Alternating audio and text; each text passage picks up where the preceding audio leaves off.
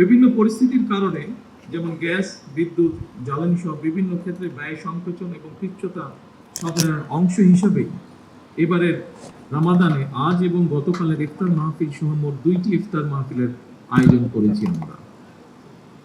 বৈশ্বিক পরিস্থিতির উন্নতি না হলে এবারের রামাদানে হয়তো আজকের এটি শেষ ইফতার মাহফিল আমাদের।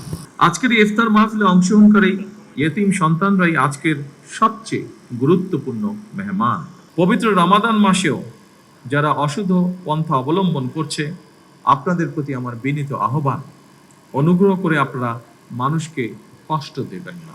বিভিন্ন গবেষণা রিপোর্টে দেখা গিয়েছে প্রতি বছর বাংলাদেশে এই যাকাতের পরিমাণ প্রায় 20 থেকে 25,000 কোটি টাকার বেশি হয়ে থাকে। কেউ কেউ এর পরিমাণ আরো অনেক বেশিও বলছেন। তবে সুপরিকল্পিত এবং সুসংগঠিতভাবে যাকাত বন্টন না করায় বিত্তবান ব্যক্তির যাকাত আদায় হয়তোবা হয়ে যাচ্ছে, কিন্তু যাকাতের অর্থ দারিদ্র বিমোচনে কতটা ভূমিকা রাখতে সক্ষম হচ্ছে, এটি মনে হয় একটি বেশ বড় প্রশ্ন।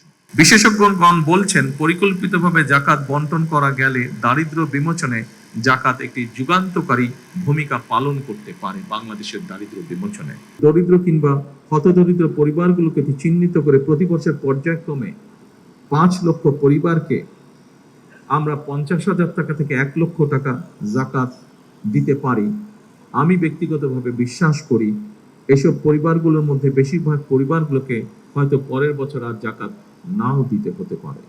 এই যাকাতকে দারিদ্র বিমোচনে ব্যবহার করে ইসলামী বিশ্বে বাংলাদেশ অবশ্যই একটি মডেল হিসেবে উপস্থাপনের সুযোগ রয়েছে বলে আমি মনে করি।